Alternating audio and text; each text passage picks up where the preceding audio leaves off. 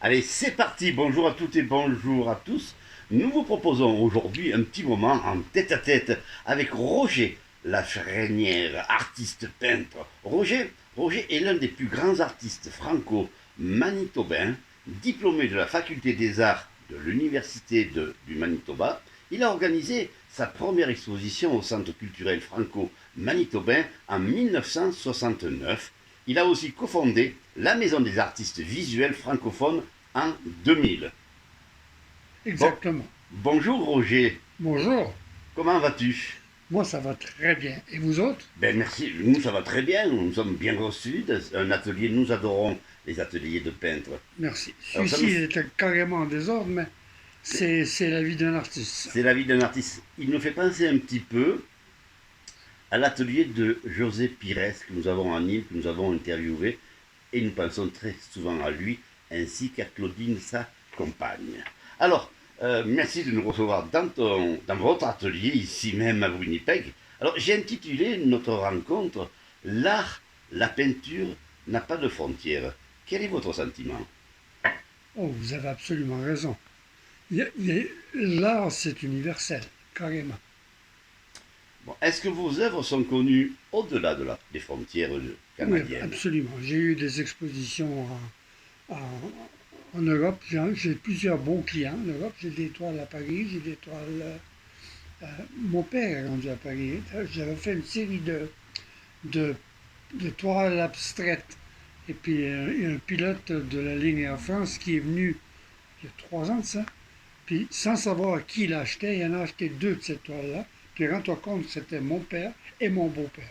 Bon, Alors les deux sont sur un mur à Paris quelque part. Puis je leur ai dit de faire attention, de ne pas faire des conneries.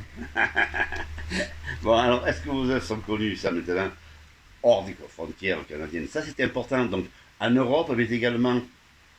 Ah, Ah, en Israël, oui. j'en ai en Ukraine, j'en ai en Suisse. Ah, Plusieurs en Suisse parce que j'ai des racines en Suisse de toute façon. Ma mère était fribourgeoise. d'accord. Et puis, un de mes meilleurs amis, c'est un Bernois. Alors, c'est comme ça. Alors, nous sommes toujours dans ce cas de pandémie. Moi, je voulais vous poser la question. Avez-vous créé pendant la pandémie et est-ce que votre œil et votre imagination ont changé? Ah oui. J'ai, je me suis forcé à travailler tant que je pouvais. Oui.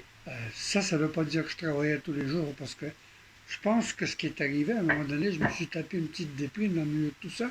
Puis je me disais, non, non, va travailler. Non, non, je ferai demain. Va travailler, je ferai demain. Oui, j'ai travaillé, j'ai été me battre contre tous ces éléments qu'on avait autour de nous, mais j'ai quand même fait une bonne production. J'ai fait, je dirais, ma prochaine exposition, qui est une douzaine de toiles d'1 mètre sur 2 mètres chaque. J'en ai fait une, deux, trois, quatre de 2 mètres sur 2 mètres. J'ai fait une variété de petites choses. Mais pour moi, c'est à peu près la moitié de ma production annuelle.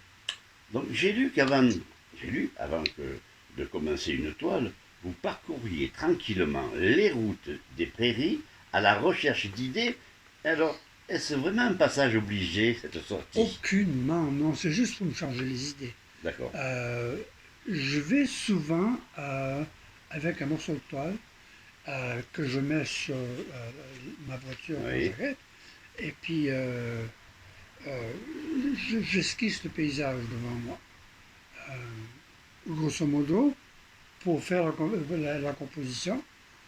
Puis je regarde naturellement les couleurs, les textures qui entourent moi. Des fois, je prends des photos, mais Ah, je travaille jamais des photos quand je travaille. Parce que la caméra, elle n'a pas de périphérie, la lentille de caméra. Alors tout est complètement plat, puis ça paraît vraiment quand tu travailles d'une photo. d'accord, parce que justement, ensuite vous prenez une photo. Ça, je l'ai lu également que vous preniez une photo. Mais la photo ne transmet pas exactement ce que votre œil Aucunement. peut reproduire. Puis de toute façon, des fois, je prends la photo pour avoir le détail du paysage, mais ça ne veut pas dire que je peins ce paysage-là. En saison, par exemple, je vais aller à l'automne prendre des. Je peux aussi bien faire un paysage d'hiver que le même paysage. D'accord. Donc, parlez-nous un petit peu de cette rencontre avec Charles Aznavour. Ah, mon Dieu. J'étais beaucoup plus jeune à ce temps-là, faut vous dire, je sortais des beaux-arts Et puis, les annonceurs de radio ici, euh, ils voulaient toujours faire des affaires excitantes un peu, mais je ne le blâmais pas. Et puis, il m'a dit, écoute, on va donner une de tes toiles à Charles Aznavour, parce que Charles était venu faire un concert à Winnipeg. Puis, j'ai organisé, puis on a pris une toile, puis il est allé la livrer, puis tout ça. Le lendemain matin, moi, je ne m'attendais à rien du tout de ça. Le lendemain matin, j'ai reçu un téléphone de l'impresario de Charles qui m'a dit, est-ce que vous seriez libre pour venir le joindre pour le petit déjeuner? Alors donc, j'ai été faire ça, puis on a passé 1 heure et demie ensemble, c'est vraiment, vraiment excitant. Vous avez parlé art ou chanson? On a parlé les deux. On a parlé art, il voulait savoir un peu ce qui se passait au Manitoba, puis ça. Puis on a commencé à parler art, puis il voulait savoir pourquoi la peinture que je lui ai donnée, parce que c'était quand même, ça avait affaire avec la bohème, une de ses Ah, chansons. Et puis je lui ai expliqué gentiment que ça m'avait vraiment impressionné, puis que c'est ça que je voulais peindre, c'est à cause de sa musique. parfait. Et Daniel Lavoie, ce fameux chanteur, Oh, il, Daniel. il est de la région, lui, non? Daniel, il vient de la région, c'est un gars d'ici, il s'appelait Gérald dans le Ah, temps. En tout cas, euh, Daniel, c'est un bijou de bonhomme. Ok. Quand il vient à Winnipeg, on se rencontre presque à chaque fois, puis on partage un verre de vin, un dîner ou quelque chose. Excusez-moi. oui, je vous Et en puis en prie. même temps, là, on va parler jardinage, puis choses comme ça, parce que c'est ça qui le passionne, à part de la musique. Ah, Daniel Lavoie? Daniel, c'est un jardinier hors pair. D'accord. Oui. C'est un excellent chanteur, quand même. Oh, mais c'est extraordinaire. On a fait des beaux petits voyages ensemble, lui et moi, parce que quand on était jeunes, on allait d'ici à Saint-Jérôme pour qu'il puisse aller entendre des chanteurs québécois, mais aussi pour aller lui aussi faire des chansons dans les boîtes à chansons. Alors, on partait d'ici, rends-toi compte, le jeudi en après-midi. Je peux te dire que c'est 27 heures de conduite pour aller à Montréal. Et puis, on revenait pour l'ouvrage le lundi.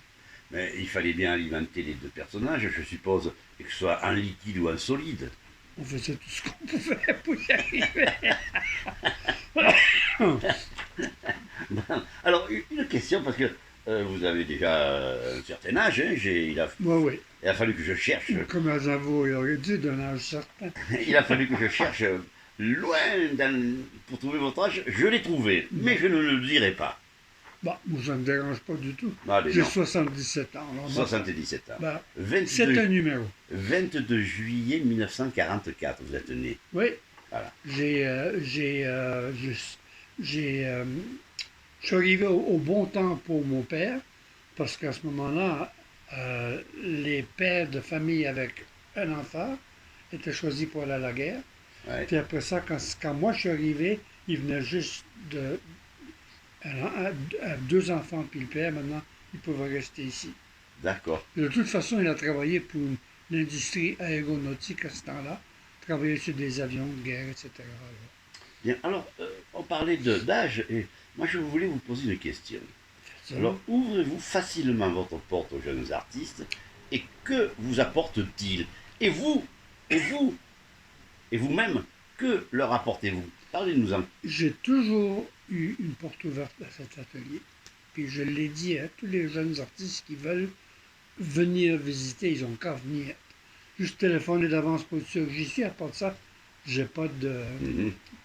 Mhm. Et puis, j'ai plusieurs jeunes artistes qui viennent. Ils viennent pas régulièrement, mais quand ils viennent, on passe une belle soirée ensemble. Je dis une bouteille ou deux de vin, puis parler art. C'est important. Est-ce que c'est important l'alcool dans l'art et dans les Ben, rencontres je que sais vous pas si faites? c'est l'alcool ou tout le procédé de l'affaire de camaraderie à prendre un verre ensemble, puis tout ça. Tu sais, moi, j'ai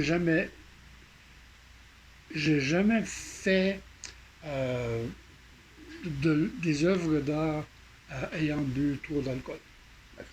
Parce que j'aime avoir les idées claires quand je travaille.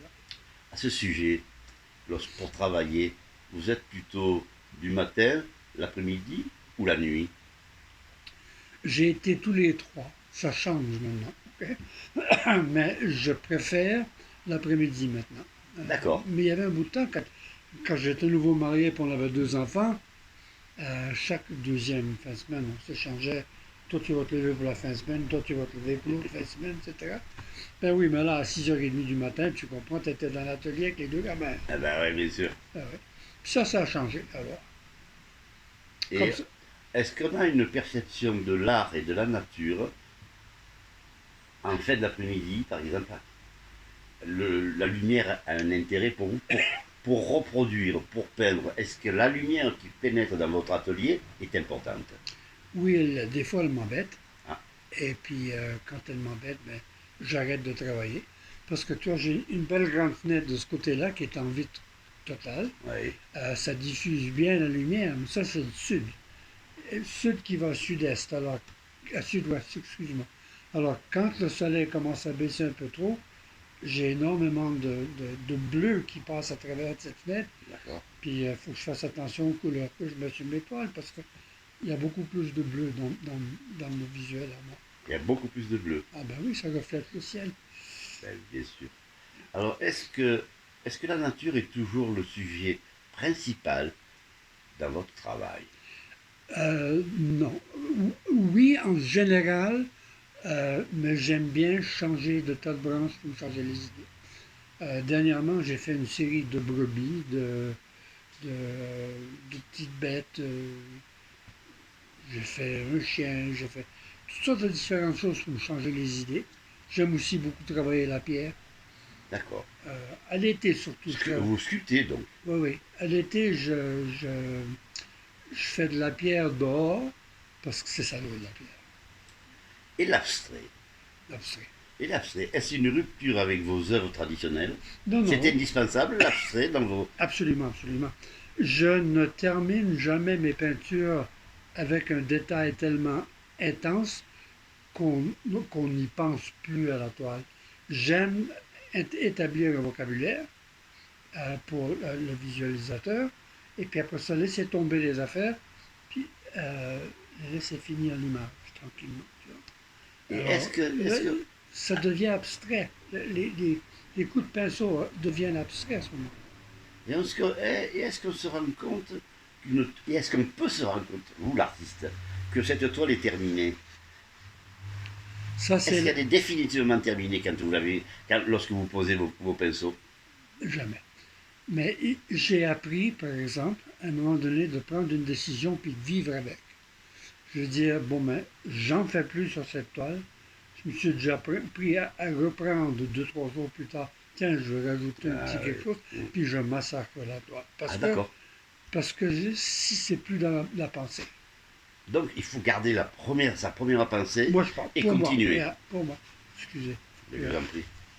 Donc alors, au fait, est-ce un travail la peinture? Ben non. C'est un travail, oui, c'est physique, c'est tout ce que tu veux. Mais de cette façon-là. Mais c'est un plaisir énorme pour moi. Est-ce qu'un artiste a besoin de cette liberté pour pouvoir s'exprimer? Et il ne faut pas qu'il soit dans le travail, dans d'autres choses. Il a besoin de cette liberté. Il faut qu'il se la trouve, la liberté. Ouais. Parce qu'autrement, on a toujours des excuses. J'ai passé un bon montant de ma vie à travailler comme graphiste pour faire ma vie parce que Fallait bien gagner. les toiles se vendaient pas à ce moment-là, Ouais, ouais. etc. Bon. Euh, alors il fallait que je fasse mon cadre de travail 8 heures par jour à faire du design. Puis t'es fatigué après ça, ça va. Mais t'as encore un atelier plein de peintures qui ont besoin d'être produites. Alors là, tu te dis, bon, viens-t'en. Puis tu te rentres à l'atelier, puis tu travailles. D'accord. Ça prend sa retraite, un artiste peintre. Jamais. Pas possible. Donc, alors, ce n'est pas un travail, c'est pas un métier de feignant quand même, être artiste. Être artiste, c'est un des plus beaux métiers qu'il y a. Ah, Parce que quand on a fini une toile, la, la, la, la, la satisfaction personnelle est énorme. mais je n'en doute pas un seul instant. En plus, vos toiles sont magnifiques. Qu'est-ce qui est prévu comme exposition rapidement? Rapidement, là, je fais une exposition de 12 toiles. Oui, Puis encore, ça a fait avec le paysage. Et puis je pense que pour un bout de temps, ça va être le dernier bout de paysage que je m'en vais faire de la plaine. Il y a d'autres paysages qu'il faut que j'approche, de l'eau, des îles, des arbres, des roches, plein de choses comme ça. Mais pour la plaine, ici, j'ai 12 toiles, les 4 saisons.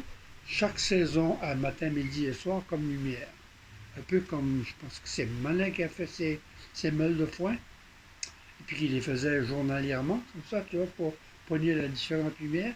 Ben moi, je l'ai fait mentalement, sans avoir d'image, parce que j'ai fait l'image, j'ai dessiné une image au crayon, puis je me suis dit, c'est ça que je vois comme paysage essentiel de la plaine. Bien, alors dans nos émissions, euh, un petit moment ou en tête à tête, il y a très souvent la question de France. La question. La question de France. Oui. France qui m'accompagne et Ah bon, qui est d'accord. ma compagne Alors, et qui est d'accord. tellement précieuse pour ce travail-là. Alors je vais vous demander, mon cher Roger, de vous pousser un tout petit peu par là et France va se mettre à votre place. Tout cela est du direct, intégral. Eh oui.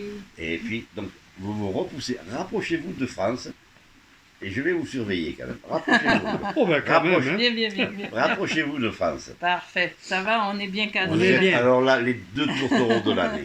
Bon, Bonjour Roger. bonjour. Merci de nous accueillir Ça dans me fait ton tellement- atelier si chaleureux. Ça fait tellement plaisir.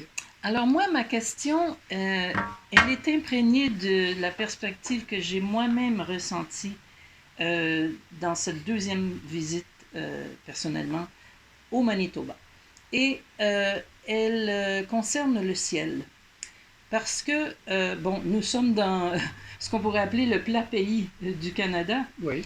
Et le ciel occupe visuellement une présence tellement importante. Et selon, quand on l'observe, on ressent, on peut presque lire le ciel et deviner ce qui se passe plus bas. Mhm. Et donc, moi, j'aimerais que tu me parles du ciel, parce qu'il est très présent dans tes œuvres. Ben, il faut qu'il soit présent. C'est le plus important élément de notre paysage. Puis là, ben, je prends mes inspirations d'après l'énergie que le ciel me donne en termes de couleur, en termes de texture. Quand il y a des vents, quand il y a des tempêtes, quand il y a plein de choses. Quand les saisons changent, tout change, la lumière change parce que la poussière, c'est la poussière qui nous donne la couleur. Parce que quand on travaille dans les champs avec la machinerie, ça fait de la petite poussière qui monte, dépendant euh, de la terre qu'on travaille, puis des récoltes qu'on travaille, les couleurs dans le ciel deviennent différentes. Moi, j'aurais pas imaginé une incidence aussi microscopique, mais c'est très intéressant Ben, comme point. oui, parce que je peux presque te dire que quand c'est rosé comme ça, que c'est encore pas mal bien du blé qui s'est coupé. D'accord. Euh, la moutarde, c'est différent, le canola, c'est différent, quoi. Donc toi, tu peux vraiment bien lire le ciel. Oui, C'est fantastique. j'essaie de m'amuser là-dedans, j'aime bien ça. Parfait. Ben, Merci. merci beaucoup. Merci Ouais, France. ça fait Merci. Merci. Bonne Alors on continuation. continue alors. On peut continuer encore un petit peu. Ben, absolument, Merci. Elle a été intéressante cette question. absolument intéressante, oui. Alors, avez-vous un format, parce que tout à l'heure vous nous en avez parlé, avez-vous un format de prédilection dans la création de vos œuvres? Non. Des fois, j'ai comme une envie de parler de telle et telle chose, comme un petit paysage qui est là-bas, que c'était une lumière qui était différente sur le paysage, parce que c'était juste avant une tempête de pluie. Puis là, le soleil était tellement fort sur la récolte, puis c'était une récolte verte à ce moment-là, ben, c'est devenu un vert jaunâtre qui était vraiment électrique, contre un ciel qui était beaucoup plus foncé, euh, Donc il fallait trouver une toile suffisamment importante pour pouvoir tout retracer. mais je l'ai fait sur une petite toile pour Ah commencer. d'accord. Moi, ce que j'ai Et appris, pourquoi là, alors? Pourquoi vous l'avez fait sur une petite toile? parce que des fois, quand il y a une idée qui me passe par la tête, j'aime la faire en vitesse puis la faire droit là pendant que j'y pense. D'accord. Quand j'ai une toile qui fait 2 mètres sur 2 mètres, j'en ai pour 4-5 jours pour y arriver. Quand j'ai une petite toile comme ça, je la fais dans une heure. D'accord. Alors quelle technique de peinture utilisez-vous? Je travaille pour le moment avec l'acrylique. Et puis ce que j'ai intention de faire, c'est que pour l'hiver, je m'en vais commencer à retravailler avec la peinture à l'huile. Je préfère la peinture à l'huile, c'est a beaucoup plus de caractère. Quand tu fais un coup de pinceau à travers d'un morceau de peinture, ça te laisse les marques qui restent exactement comme tu les as laissées. Quand c'est de l'acrylique, ça fait rond comme ça. Puis c'est ce que j'aime moi. Ça dira sûrement quelque chose à nos amis européens, ni moi, gardois, qui regardent cette émission, parce que nous avons beaucoup, bon nombre d'artistes dans notre région. Oui. Voilà. Alors, quand un de vos tableaux est terminé, il ne vous appartient plus. Non. Est-ce un déchirement de le voir partir et quel est votre ressenti? Ça ne me dérange pas le moindre peu de le voir partir. Ça me fait plaisir, même parce que je me dis, bon ben, il y a quelqu'un qui apprécie ce que j'ai fait. D'accord. À ce sujet, êtes-vous toujours satisfait de votre travail? Jamais. On- on- je reprends toujours la prochaine toile où celle-ci est terminée. D'accord. Parce qu'il y a toujours, vous m'avez demandé tout à l'heure, est-ce que la toile est jamais finie? Ben non, elle ne l'est pas, mais au lieu de s'amuser à essayer de l'approfondir, je préfère en partir une autre de ce point-là. D'accord. Donc nous avons une œuvre derrière que vous avez peinte il y a quelque temps de cela. Alors si cette œuvre était un... Donc on voit là bien sûr la montagne, on voit la montagne enneigée, on voit le ciel, on voit la nature. Si cette œuvre était un bruit, un son, une musique, à quoi ressemblerait ce son, ce bruit, cette musique? Celle-là serait très douce. Parce que, tu vois, ce qui me fait plaisir à propos de celle-là, toile en particulier, c'est que j'ai réussi à trouver cette lumière dans les nuages par-dessus les montagnes, juste avant que le soleil perce. C'est une espèce de petite lumière beaucoup plus blanche, et puis tout devient doux puis mou avec ça. Les formes, les couleurs sont-elles là pour faire passer des émotions et des messages? Ah oui. Des messages, je ne sais pas si je passe des messages, mais j'ai des émotions absolument. Oui, oui.